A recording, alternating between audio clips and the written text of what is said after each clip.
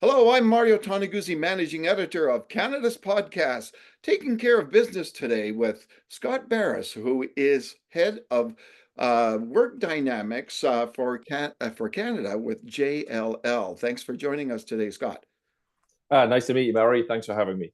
All right, so recently JLL put out a future of work survey looking at office space and the dynamics of what's happening there now in the market in Canada. Tell me in a nutshell what the survey found of what are we seeing with people back in the offices these days, or are they back? Excellent, Mary. Well, firstly, thanks again for having me. And I was not entirely sure if your audience was fully familiar with JLL. So if I can take 1 second just to give that Sure, context, and then I'll jump to your question if that's okay. sure. So JLL, in short, is a global real estate services firm. Operates all over the world. It's about 100,000 employees in total. About 3,000 of those are in Canada. And as you mentioned, I lead a business within JLL called Work Dynamics. It's a bit of a cryptic name, so I thought really just to break that down into simple terms, we provide services for all things related to how corporates shape and run their real estate portfolios.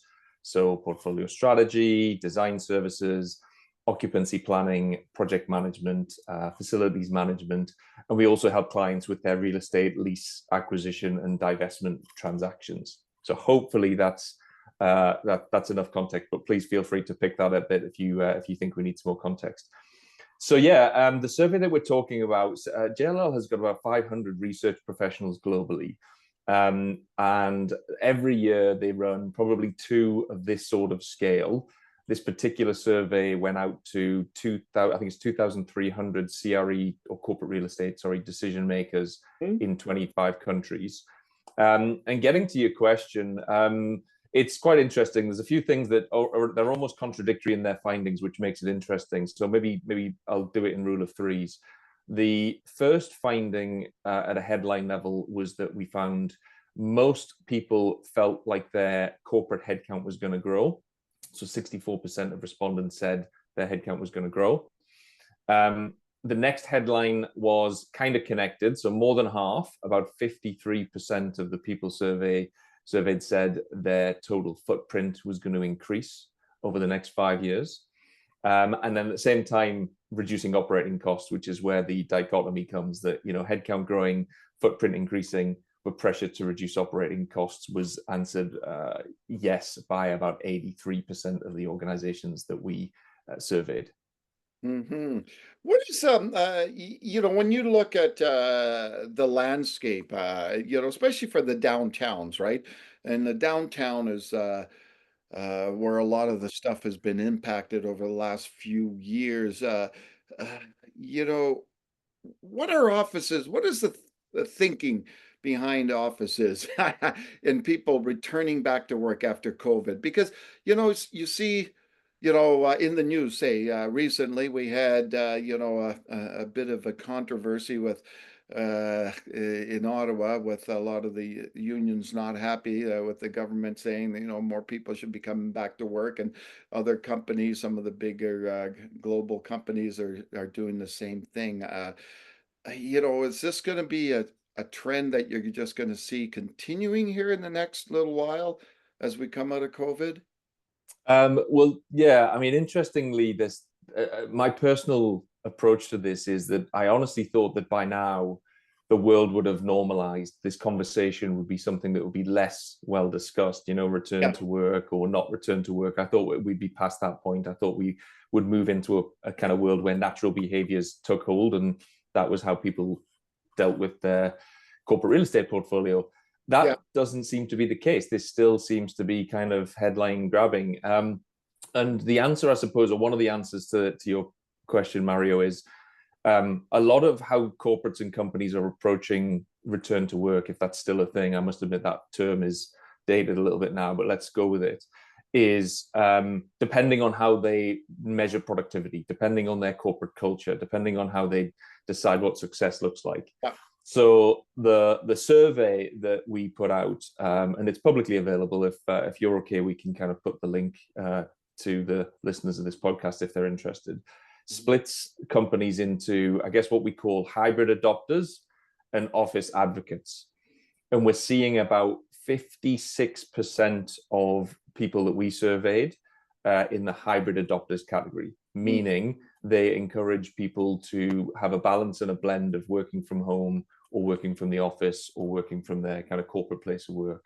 Yeah. And then about 44%, and this number's increased in the last year or so since we last did this, of office advocates. And these are leadership groups and corporates who are saying, we would like to see more people back in the office. And we believe that success looks like more people back in our buildings. And that's our culture. And that's how we want to operate as a firm.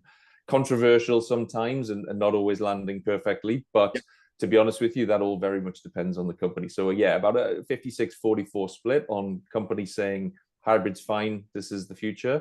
And about 44%, this is globally, saying, yeah, look, we'd like everybody back in as much as possible, please. And then you've obviously got a small handful of firms mandating how many days a week that they believe people should be in the building.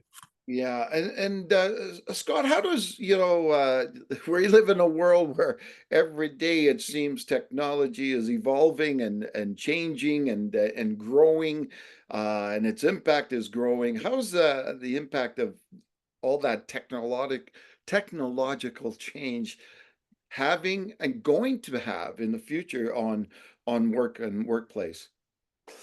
Yeah, it's a good question, and I guess we're both speaking to each other very much in a kind of virtual environment. So, that's probably there's a bit of an irony in this question. The obvious answer is that it's already changed the way we work. The Yeah. pandemic was a huge accelerant in technology. A lot of firms pushed out technology much quicker than they would have normally to be able to accommodate the fact that we weren't able to leave our homes for long periods of time. So it's already changed fundamentally. And that has happened. I don't think that, it's happening. Technology will always improve. Technology will always increase in terms of accessibility. But what is still playing out is how firms balance that advance in technology with a need and a will to want to have a corporate culture. And that's challenging. And I think a lot of firms are trying to adapt to new ways of working to say, well, ultimately, we believe in technology, and whether we like it or not, this is something that has improved the way we work, or certainly made work more accessible in different locations. But we do want to have a corporate culture. We do want to have values. We do want to have a leadership structure and a leadership tone that is landing well. And that, to most, is something that is only partially achievable through technology. So I guess my answer to that, Mario, would be, technology will continue to be something that we use. It will never stop. That train has left the station. The wrestling match is, can the technology advancements help companies that are really, really concerned about making sure that they have corporate culture, in particular for people who are new to the firm. And this is a user group that we spend a lot of time looking at. Younger people or people new to organizations, their onboarding journey is something that a lot of firms are trying to pay attention to say, look, technology is fantastic, especially in a national or global firm, to be able to grow your network quickly. But a lot of firms are having trouble stomaching the thought that lots of new recruits and lots of new talent joining the firm and not having any physical interaction with anybody, sometimes for months at a time. So that's a big wrestling match. All right, wonderful. And Scott, anything else you wanted to mention? Not necessarily, Mario. That was short and sweet, and thank you for having me. I guess three quick headlines for us that we see corporates having as goals over the next 5 years. We see that they're growing their revenue through new markets and mergers and acquisition. We see them prioritizing attracting and retaining talent. And we see them pressing hard on achieving organizational efficiency. All of that has lots of complex implications on the corporate real estate strategy. So that's what we're here to try and help with. But other than that, Mario, that's about it for me. All right, super. Thanks so much, Scott, for joining us today. That was Scott Barras, who is Head of Work Dynamics in Canada for JLL. I'm Mario Toneguzzi, Managing Editor of Canada's Podcast. Thanks for joining us today.